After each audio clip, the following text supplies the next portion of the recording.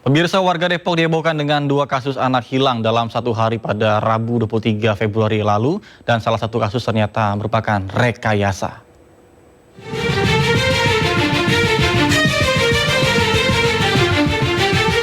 Dua kasus anak hilang dalam satu hari menghebohkan warga Depok. CR hilang saat sedang berada di rumahnya di kawasan Krukut Limu.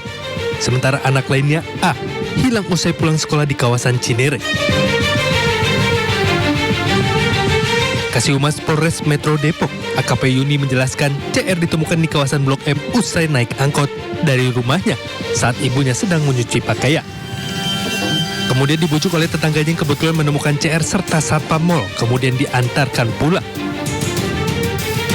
Sementara A dilaporkan hilang usai pulang sekolah dan tidak ditemukan dimanapun. Pihak kepolisian pun menemukan A di rumah kerabat ibunya di kawasan Pondok Ranji Ciputa. Diketahui, A sengaja dititipkan sang ibu untuk kemudian direkayasa menjadi penculikan agar sang ayah yang sedang berada di Bali segera pulang. Masih dalam. Kami mohon maaf atas kejadian yang sudah terjadi yang merasakan pihak sekolah, orang tua, murid, dan masyarakat. Dua kasus hilangnya adalah kasus penculikan, melainkan masalah internal keluarga kami dua. Sangat merindukan papahnya agar papahnya segera pulang untuk menanyai. Terima kasih, mohon maaf sekali lagi.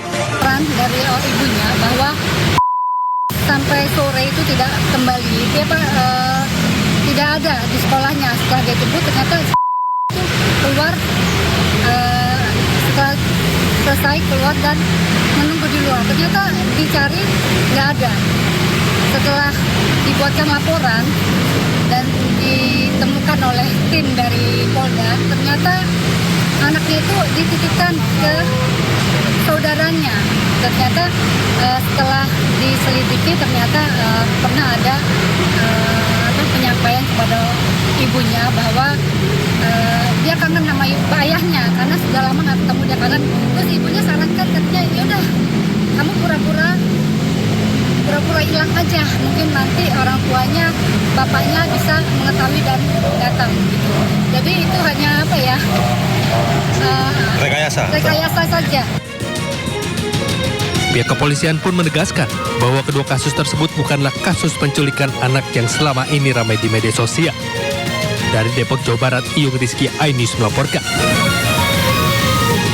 Pemirsa, viral di media sosial kondisi jembatan penyeberangan orang dan halte di Cakung, Jakarta Timur yang kondisinya memprihatinkan dan membahayakan. Sejumlah plat besi hingga atap halte berkarat tidak terawat, bahkan sebagian hilang dicuri orang tak bertanggung jawab.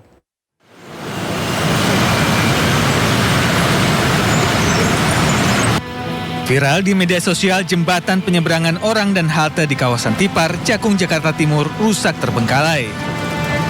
Sejumlah plat lantai besi hingga atap halte berkarat tidak terawat dan hilang diduga telah dicuri orang tak bertanggung jawab. Meski telah dipasang garis larangan melintas, sejumlah pejalan kaki tetap menyeberang menggunakan jembatan. Warga mengaku enggan menggunakan zebra cross karena rawan kecelakaan. Masalahnya adalah nggak punya alternatif lain, harus lewat situ. Kenapa? Karena JPO 1 sama yang lain tuh jaraknya cukup jauh. Sementara ada zebra cross di sini, agak ngeri juga. Kenapa agak ngeri? Truk-truk banyak banget yang ngebut lewat sini, Mas. Jadi saya harus lewat JPO juga walaupun melipir-melipir gitu.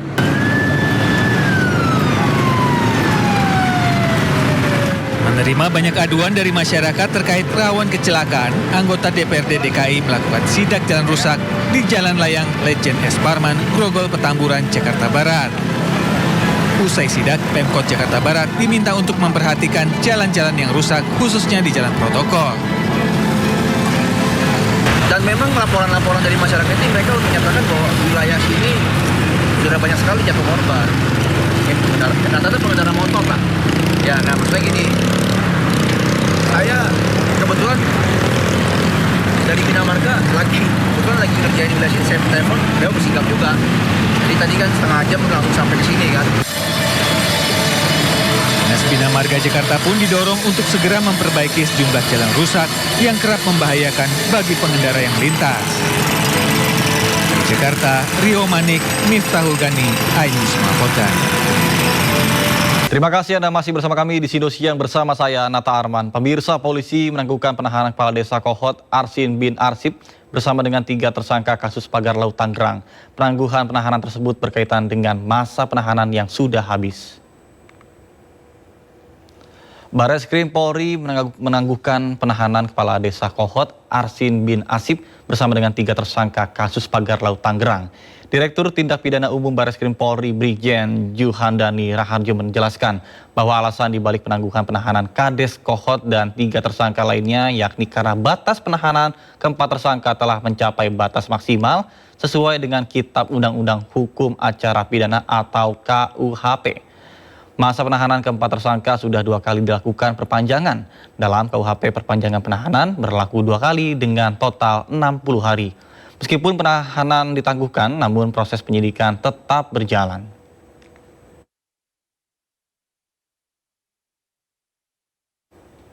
Motor gede Royal Enfield milik mantan Gubernur Jawa Barat Ridwan Kamil kini disimpan di Rumah Penyimpanan Benda Sitaan Negara atau Rukbasan KPK di Cawang, Jakarta Timur. Lantas seperti apa kondisinya? Kita ikuti laporan Hamzah Hasibuan dan juru kamera Jaka Samsa berikut.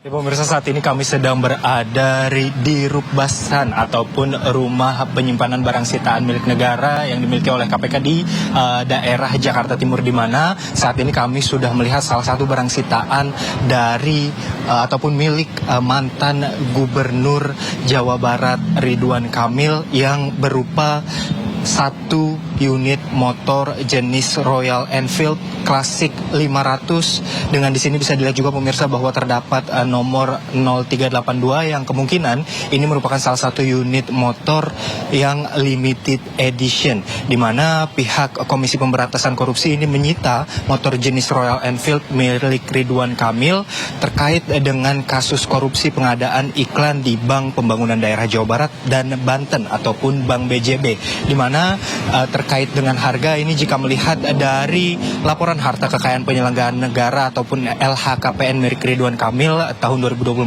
lalu terdapat salah satu jenis unit motor yang tertera dengan harga 78 juta. Namun jika mengacu dengan jenis motor yang merupakan limited edition ini, kemungkinan harga dari motor ini bisa lebih dari 78 juta, di mana kisaran harga motor ini memang berada di kisaran 70 hingga 130 juta. Sebelumnya ini KPK sudah melakukan penggeledahan di rumah mantan Gubernur Jawa Barat Ridwan Kamil pada tanggal 10 Maret 2025 lalu, dan salah satunya yaitu motor Royal Enfield jenis klasik 500 ini, di mana tadi motor yang berwarna hitam ini disimpan oleh KPK di Rumah Penyimpanan Benda Sitaan Negara yang berada di daerah Jakarta Timur. Nantinya KPK juga ini akan memeriksa kembali mantan Gubernur Jawa Barat Ridwan Kamil yang terkait dalam dugaan kasus korupsi Bank BJB periode 2021 hingga 2023. Nantinya kami juga akan mengupdate apakah motor ini akan disita dan Ridwan Kamil akan ditetapkan sebagai tersangka dalam kasus tersebut. Dari Jakarta, Hamzah Hasibuan, Jakarta Samsa, iNews melaporkan. Informasi lainnya pemirsa, lantaran belum bisa melunasi pembayaran biaya haji, sejumlah calon haji asal Cimahi, Jawa Barat terancam gagal berangkat ke Tanah Suci. Beberapa calon haji lansia juga terancam gagal berangkat karena kondisi kesehatan yang menurun.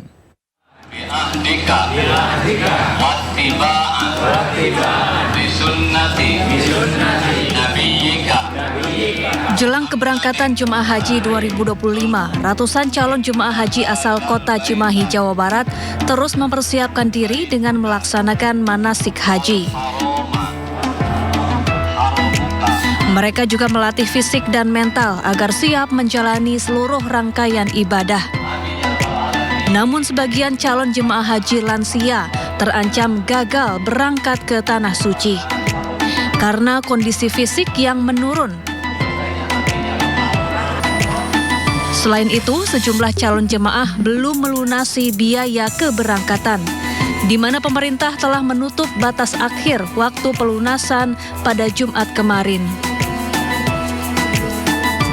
Lansia itu hanya sekitar 15 orang yang bisa melunasi, dikarenakan kondisi lansianya itu juga kita masih istilahnya usia lansia itu paling muda di Cimahi itu 84 tahun.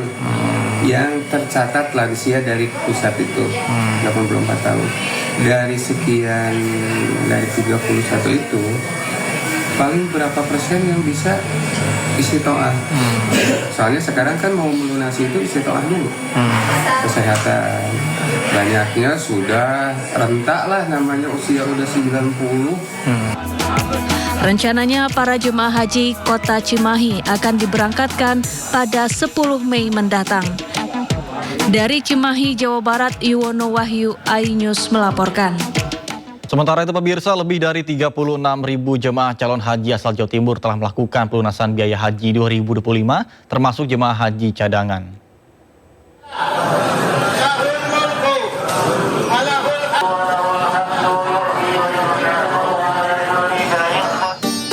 Kementerian Agama Republik Indonesia menetapkan batas akhir pelunasan biaya perjalanan ibadah haji atau BIPIH pada 25 April kemarin. Provinsi Jawa Timur pada pelaksanaan ibadah haji tahun 2025 mendapat jatah kuota haji sebanyak 35.152 jemaah.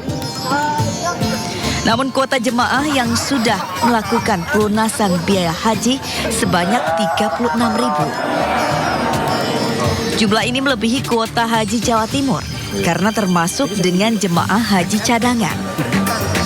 Seandainya, tapi kita tidak boleh kan ya. Yang reguler tidak melunasi kita sudah ada masalah.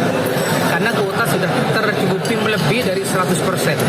Dari 35, 152 yang sudah melunasi di angka 36.000. Sudah siap semuanya, visa sudah siap, sebagian sedang proses.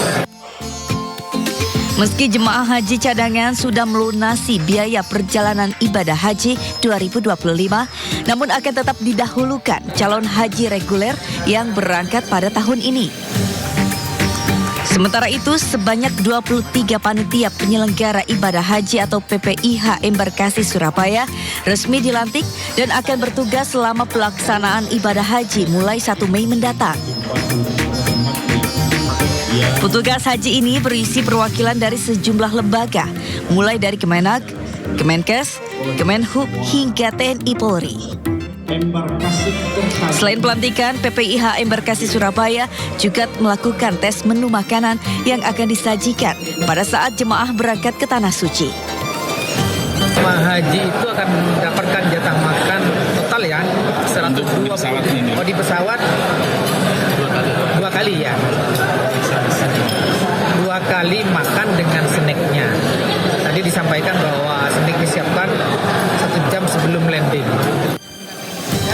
Makanan ini sudah disesuaikan dengan lidah jemaah calon haji Embarkasi Surabaya yang mayoritas berasal dari Jawa Timur, termasuk kandungan gizinya. Dari Surabaya, Jawa Timur, Yuda Prawira, iNews melaporkan. Pemirsa, wacana Solo diusulkan menjadi daerah istimewa kembali diperbincangkan. Namun menurut Wakil Wali Kota Solo, hal tersebut masih didiskusikan.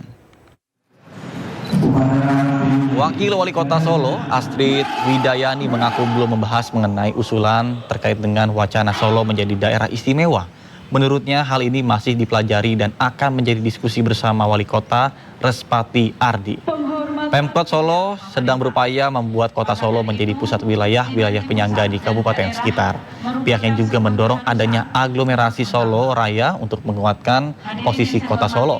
Tidak hanya dari sisi letak atau geografis saja, tetapi juga bagaimana Solo yang terbatas sumber daya alamnya. Kami belum membicarakan sejauh itu. Mungkin nanti usulan yang terkait dengan daerah istimewa Surakarta akan kami pelajari dan selebihnya tentunya akan menjadi diskusi kami pribadi dan Mas Wali Kota. Lalu pemerintah sendiri memandang urgensi dari usulan itu seperti apa?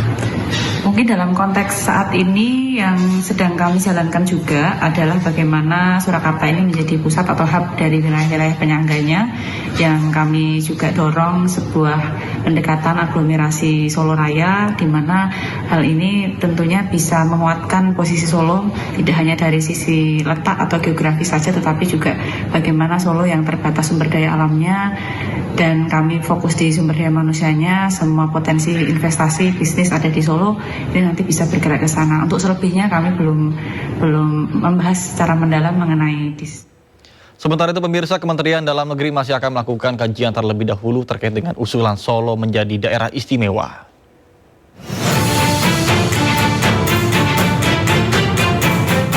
Pemerintah melalui Kementerian Dalam Negeri mulai merespon adanya usulan Solo menjadi daerah istimewa Surakarta, di mana pemerintah akan melakukan kajian dahulu kriteria atas usulan tersebut. Bahkan usulan ini juga sudah masuk di Komisi 2 DPR RI. Pembahasan Solo bersamaan dengan 42 usulan pembentukan provinsi hingga usulan 6 wilayah untuk dijadikan daerah istimewa. Sampai dengan bulan April ini izin kita mendapat banyak PR, ya tadi sudah sampai pimpinan, ya jadi ada 42 usulan provinsi, 252 kabupaten, 36 kota, nah ada 6 yang daerah istimewa, meminta daerah istimewa. Dan juga ada 5 meminta daerah khusus. Tentu izin sekali lagi, ini adalah PR kita bersama karena undang-undang mengamanatkan agar pemerintah dan DPR untuk melakukan langkah-langkah evaluasi ke depan. Sementara itu, Wakil Ketua Komisi 2 DPR RI Arya Bima mengatakan, semua harus dipertimbangkan dengan matang dan berlandaskan undang-undang.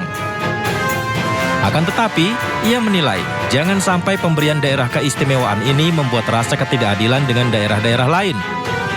Seperti Solo yang minta pemekaran dari Jawa Tengah dan mengusulkan diri menjadi daerah istimewa Surakarta. Tim Liputan iNews melaporkan. Lantas seperti apa tanggapan masyarakat Solo terkait dengan usulan Solo menjadi daerah istimewa, dan berikut liputannya untuk Anda. Seperti apa memang saya belum paham, tapi ya tetap harapannya seandainya jadi istimewa ya bisa membawa perubahan untuk warganya menjadi lebih baik dan menguntungkan ke para pengusaha. Kalau saya pribadi, insya Allah setuju sih, setuju banget. Karena kesempatan ini mengingat kalau di Jogja ada keraton Jogja, di Solo ada 2 keraton, Mangkunegaran dan Kasunanan. Otonomi daerah amat sangat dibutuhkan. Apapun itu, baik di struktural organisasi, di struktural birokrasi pun saya rasa itu tetap sangat diperlukan.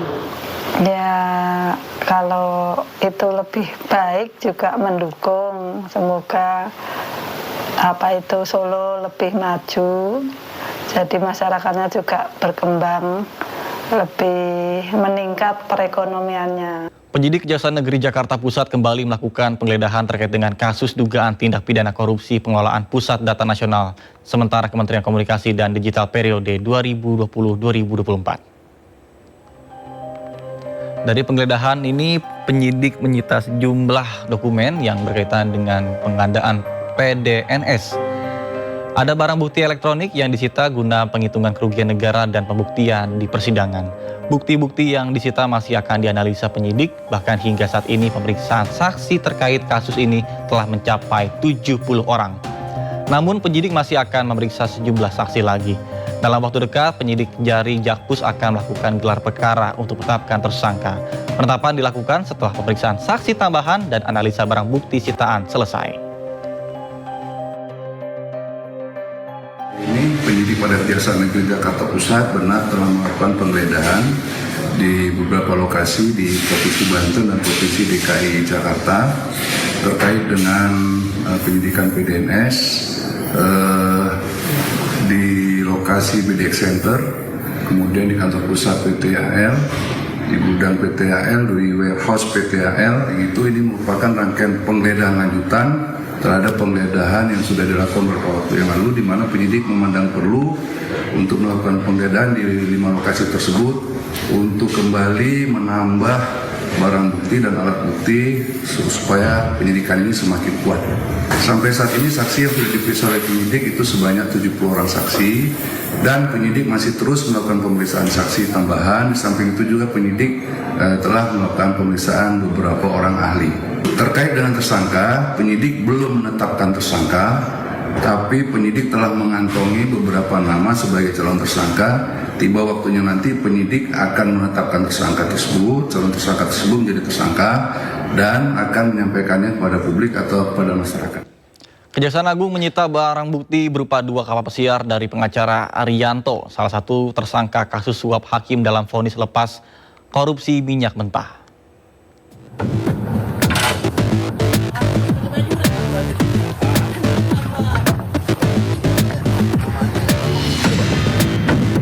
Dua buah kapal pesiar milik salah satu tersangka kasus suap vonis putusan lepas korupsi minyak mentah bernama Arianto disita penyidik Jampitsus Kejaksaan Agung di Jalan Dermaga Marin, Pademangan, Jakarta Utara.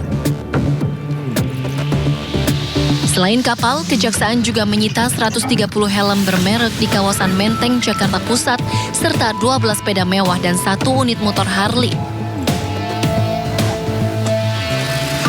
Selain 2 kapal pesiar, Kejagung juga menyita 3 unit mobil mewah dari tersangka Arianto. 3 mobil sitaan ini di kantor Kejaksaan Agung Jakarta, sementara 2 kapal pesiar disimpan di lokasi terpisah. Sebelumnya Kejagung juga sudah menyita barang bukti lain berupa mobil mewah, motor, dan sepeda dengan harga fantastis. Selain Arianto, Kejagung telah menetapkan 7 orang tersangka lain, di mana 4 diantaranya merupakan hakim Pengadilan Negeri Jakarta Pusat dan Jakarta Selatan. Sementara itu, Direktur Pemberitaan JAK TV Tian Bahtiar, yang juga menjadi tersangka, mengatakan menerima uang secara pribadi untuk membuat berita negatif termasuk merintangi Kejagung dalam penyidikan kasus timah dan impor gula. Terkait dugaan kasus tersebut, Tian pun terancam 12 tahun penjara. Tim Liputan iNews melaporkan.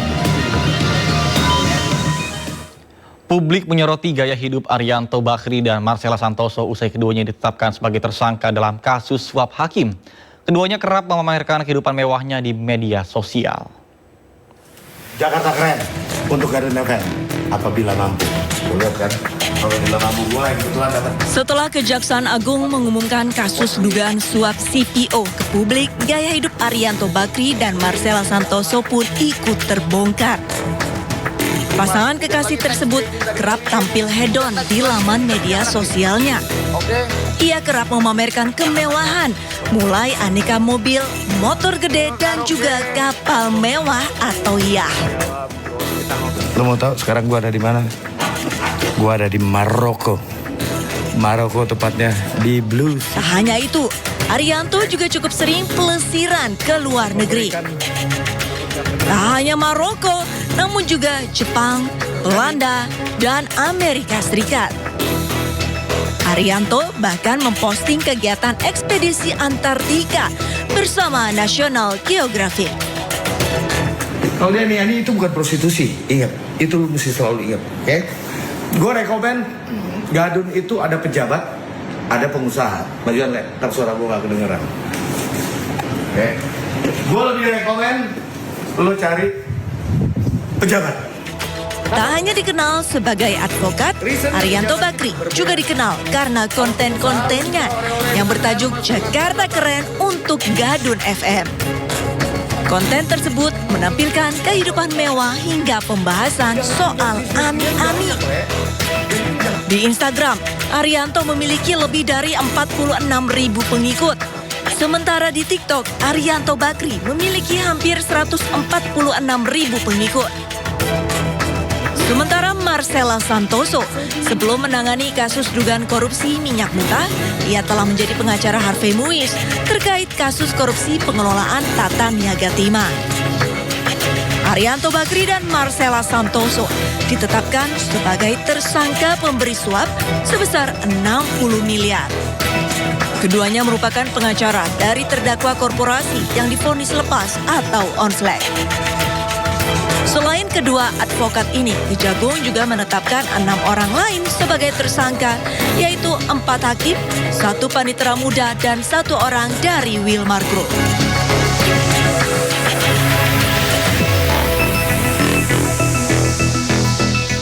Fakta baru terungkap dalam sidang suap penetapan anggota DPR Harun Masiku dengan terdakwa Hasto Kristianto.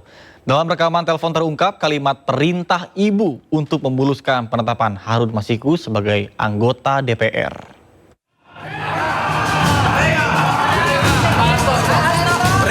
Sejumlah fakta baru terungkap dalam sidang yang dihadiri saksi anggota Bawaslu RI Agustiani dengan mantan kader PDIP Saiful Bahri. Dalam bukti rekaman telepon antara Agustiani dan Saiful Bahri terungkap kata perintah ibu dan garansi saya.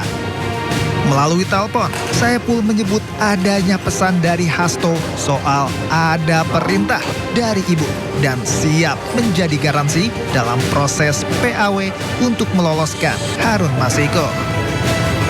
6 Januari antara saksi dengan saudara Saiful gitu. Oke. Apa namanya? Tadi Mas Hasto telepon lagi. Bilang ke Wahyu ini garansinya saya. Ini perintah dari ibu dan garansi saya. Jadi bagaimana caranya supaya ini terjadi kan gitu kan? Yang pertama, yang kedua, besok kan pleno tuh KPU. Nah sebelum pleno bisa nggak misalnya sebelum pleno itu ketemu Doni dulu biar dipaparin hukumnya. Terus kemudian yang kedua Mbak Tio udah ketemu belum sama tim hukumnya? Gitu siapa? Nanti. Nah.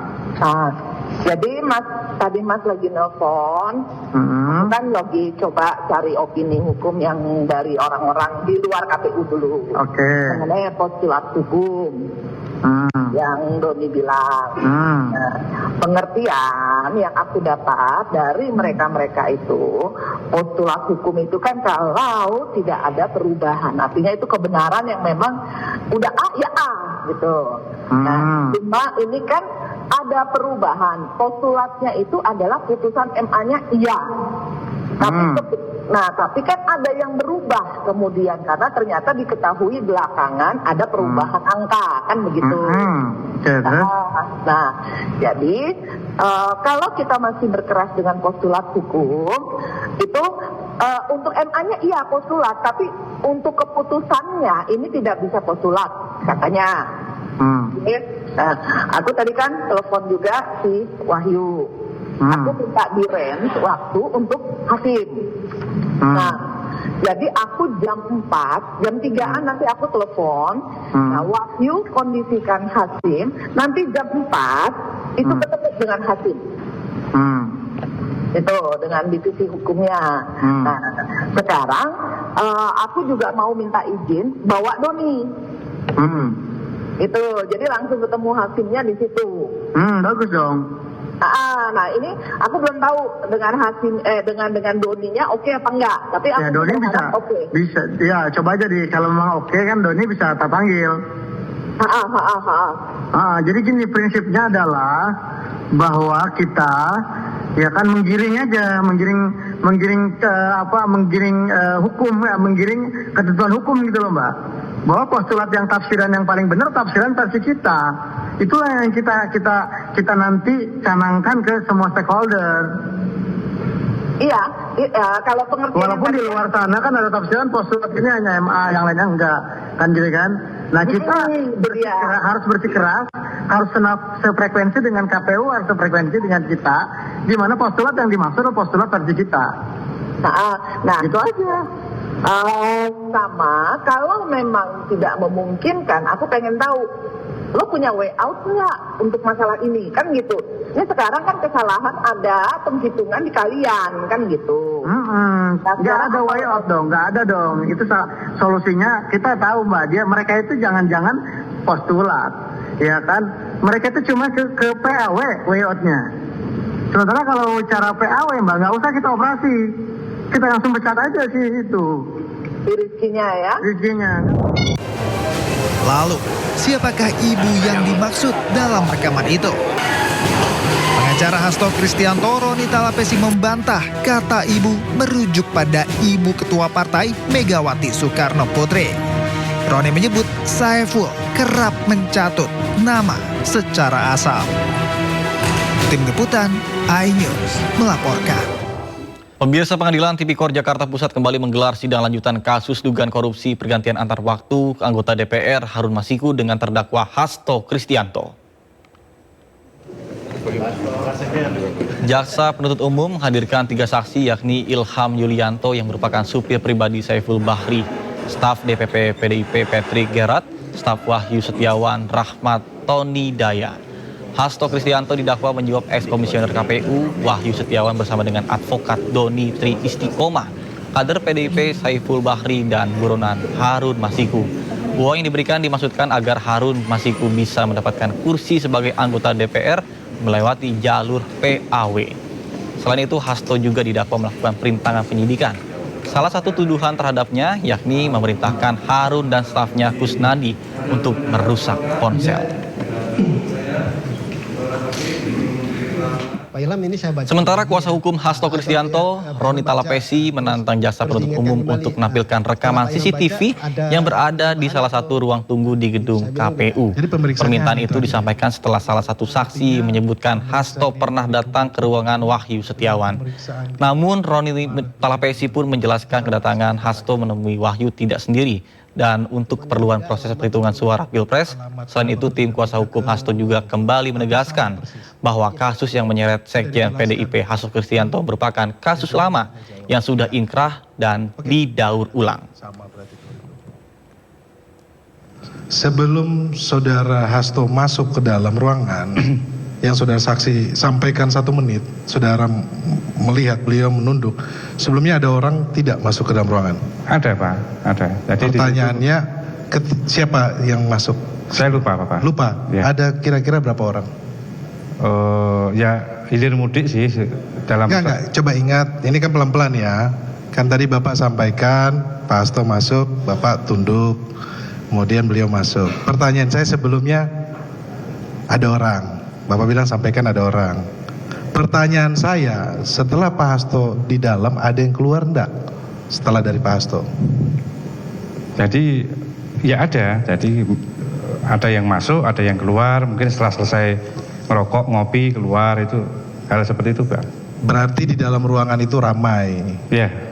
Artinya yang saudara lihat lalu lintas orang bolak-balik pasti ramai di dalam. Ya. Betul. Ya. Ini sesuai dengan putusan 2020 perkara nomor 28 halaman 84. Siap. Saudara sampaikan bahwa perwakilan masing-masing partai politik menyampaikan perwakilan pada istirahat siang makan. Siap. Artinya saudara Hasto Kristianto tidak sendiri. Betul. Berarti ramai-ramai. Betul. Artinya juga pun saya pertegas lagi, saudara tidak mendengar apa yang menjadi pembicaraan di dalam. Oke, ini biar kita persesuaian dengan putusan 2020 agar perkara ini tidak kabur. Siap. Ini sesuai dengan apa yang saudara sampaikan di tahun 2020, putusan 28. Usai persidangan, Hasto melontarkan kritik tajam terhadap proses hukum yang menurutnya telah mengabaikan nilai-nilai kemanusiaan. Sorotan Hasto tertuju pada kondisi Agustiani Tio, saksi dalam perkara suap yang menyeret mantan komisioner KPU Wahyu Setiawan. Meskipun persidangan hari ini berjalan lancar, tetapi tadi malam jujur saja saya sulit tidur karena memikirkan persidangan sebelumnya, di mana setelah kami berjuang sebelum ditahan oleh KPK pada hari Selasa tanggal 17 Februari, kami saat itu mengadakan konferensi pers agar KPK juga membuka ruang kemanusiaan terhadap saudara Agustiani Tio yang menderita sakit kanker untuk dapat melanjutkan pengobatannya di Guangzhou. Kemarin kita lihat bagaimana saudari Tio sampai nyaris pingsan, jalan terhuyung-huyung, akibat haknya yang berkaitan dengan keselamatan dirinya, yang berkaitan dengan hak-hak atas kemanusiaan bagi dirinya. Pintu itu tetap tidak dibuka oleh KPK. Padahal saudari Tio sudah kooperatif. Dia kemarin mengatakan tidak mau disebut OTT karena saat itu tidak ada peristiwa hukum yang menyertai itu. amplopnya masih ditutup, semuanya dia kooperatif. Dinyatakan sebagai penerima, dia kooperatif. Tetapi ketika kemudian ada intimidasi dan dia melihat suaminya kemudian dicekal tanpa pemeriksaan, dia tidak bisa berobat karena tidak mau menyebutkan keterangan berkaitan dengan apa yang terjadi di musola terkait dengan saya, maka kemudian dia menerima perlakuan yang tidak manusiawi. Rekan-rekan pers, ketika ketidakadilan terjadi, maka disitulah respek terhadap kemanusiaan itu akan hilang. Sehingga ini seharusnya menjadi concern kita bersama. Kalau toh saya memang ditarget secara politik untuk masuk tahanan, masuk penjara dengan melakukan upaya daur ulang terhadap suatu proses hukum yang telah memiliki kekuatan hukum tetap, tetapi jangan pernah sekali-sekali mengorbankan kemanusiaan itu. Ini Pancasila kita. Di dalam Pancasila diatur bagaimana negara mengatur, melindungi segenap warga termasuk keselamatan hidupnya. Maka pada kesempatan ini saya menyampaikan suatu keberatan.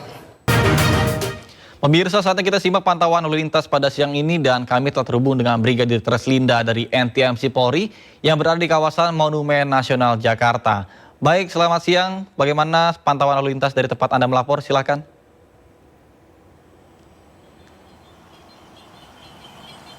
Ya baik, terima kasih Nata Arman di studio dan pemirsa dapat saya laporkan secara real time langsung dari kawasan Monumen Nasional Jakarta Pusat.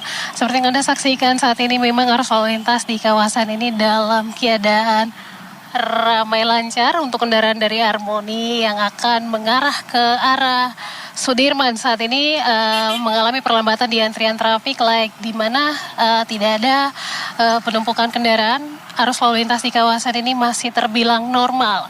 Kemudian dari arah Bundaran HI yang akan mengarah ke Gambir juga dalam keadaan ramai lancar, tidak ada hambatan-hambatan di sana. Perlambatan kecepatan kendaraan terjadi hanya pada antrian di traffic light saja.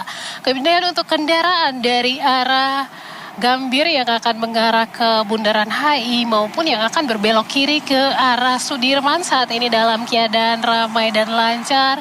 Dominasi kendaraan pada siang hari ini juga lebih didominasi dengan kendaraan pribadi roda 4. Meskipun lalu lintas lancar, kami harapkan Anda untuk dapat memberi ruas jalan bagi bus Transjakarta sehingga hal ini juga tidak menyebabkan perlambatan kecepatan di ruas jalan bus Transjakarta. Kemudian sebagai informasi Nata, saat ini di kawasan Monumen Nasional ini memang ramai dengan aktivitas masyarakat Betawi yang merayakan Lebaran Betawi. Biasanya hal ini dilaksanakan setelah perayaan Idul Fitri yang biasanya hanya untuk masyarakat Betawi, tapi untuk tahun ini dibuka untuk umum. Untuk itu bagi masyarakat yang ingin mencoba beberapa kuliner untuk memanjakan lidah seperti kerak telur dan dodol Betawi bisa mencoba pada stand-stand yang sudah tersedia di dalam.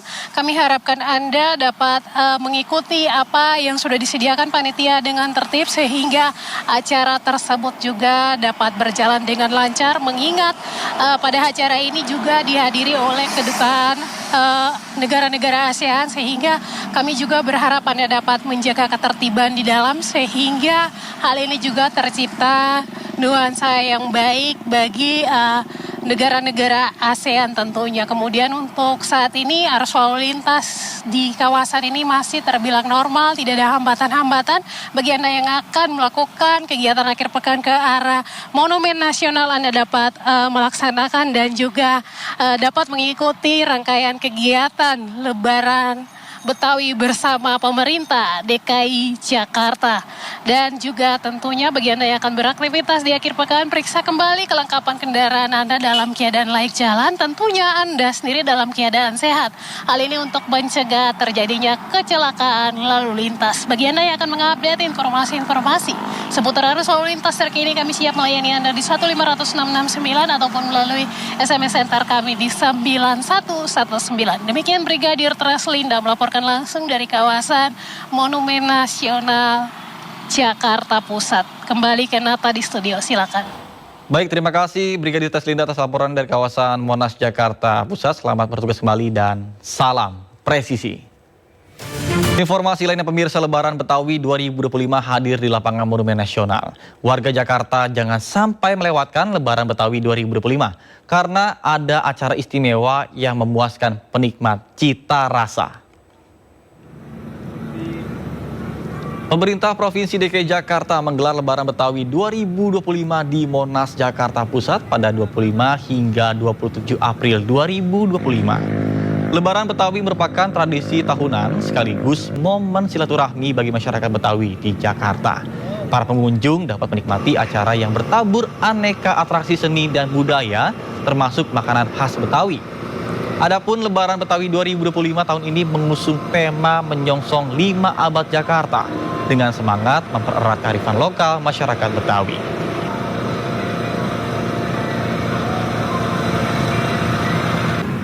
Pemirsa, untuk mengetahui seperti apa suasana Lebaran Betawi di kawasan Monas Jakarta, sudah ada rekan kami Disti Arifa di sana.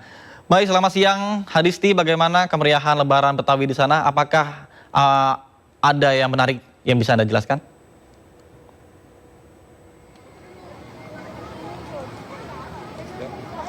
Ya baik Nata, selamat siang. Terkait situasi atau juga suasana Lebaran Betawi yang berlangsung di Monas pada siang hari ini sudah berangsur selesai. Namun meskipun begitu, di Monas ini masih diramaikan oleh warga atau pengunjung yang hadir tadi menyemarakan, ikut merasa meriah begitu dalam gelaran acara Lebaran Betawi 2025. Dan kalau siang ini memang untuk acara utama ataupun kegiatan utama ini sudah mulai berangsur selesai, namun warga di sini masih dapat menikmati sisa-sisa hiburan seperti pertunjukan musik yang masih berlangsung di panggung yang tersedia. Nah, kalau dapat kami rangkum juga untuk rangkaian kegiatan hari ini, memang menjadi daya tarik utama adalah pertunjukan seni dan juga kebudayaan Betawi yang kental dengan nilai-nilai tradisional, di mana tadi warga yang hadir, khususnya ini adalah warga Jakarta dan juga sekitarnya, ini diajak untuk menyelami kebudayaan Betawi yang kaya akan nilai-nilai tradisional dan juga kearifan lokal.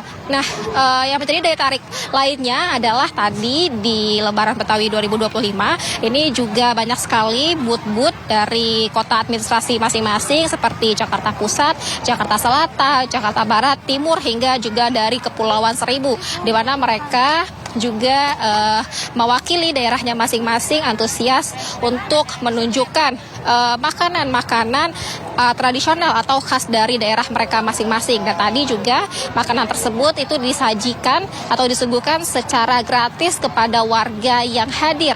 Ada sebanyak 15.000 makanan yang tersedia dalam gelaran Lebaran Betawi 2025 hari ini yang dapat dinikmati tadi oleh warga, dan saat ini bahkan hampir seluruh makanan ini sudah ludes, sudah habis. Artinya ini memang menunjukkan antusiasme masyarakat yang hadir begitu tinggi untuk dapat menikmati acara dan mencicipi makanan khas dari berbagai macam daerah di Provinsi DKI Jakarta ini.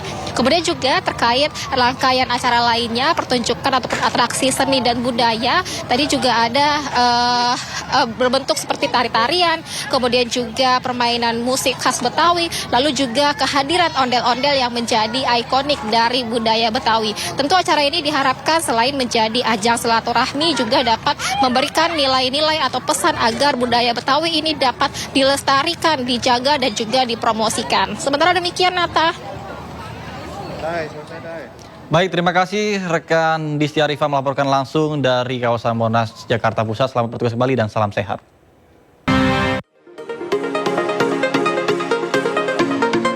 Para pecinta biliar hadir di Underground Pool NKTV Jakarta untuk melihat dan juga merasakan bermain bersama juara dunia biliar bola 9 2024 Fedor Gorst. PB Popsi juga mengundang artis Gading Martin yang juga menjajal kebolehannya dalam bertanding melawan juara dunia tersebut dalam event eksibisi True Champ. Bekerja sama dengan Moore Production, PB Popsi yakin dengan semangat yang diberikan Fedor Gorst akan melahirkan juara dunia biliar dari Indonesia.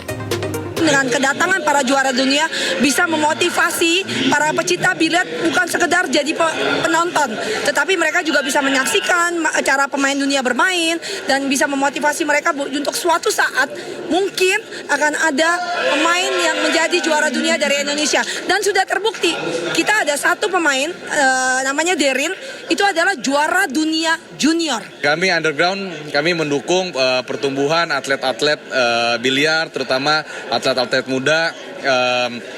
Kami mendukung untuk meningkatkan Popsi, atlet-atlet agar bisa menjadi juara dunia juga seperti Fedor Gorst. Selain merasakan atmosfer bermain bersama juara dunia, Fedor Gorst juga menyempatkan menyapa para penggemar dan juga memberikan tanda tangan eksklusif untuk menyemangati para atlet dan pecinta biliar. Dari Jakarta, Rizky Ihwal, Eri Nugraha, iNews melaporkan.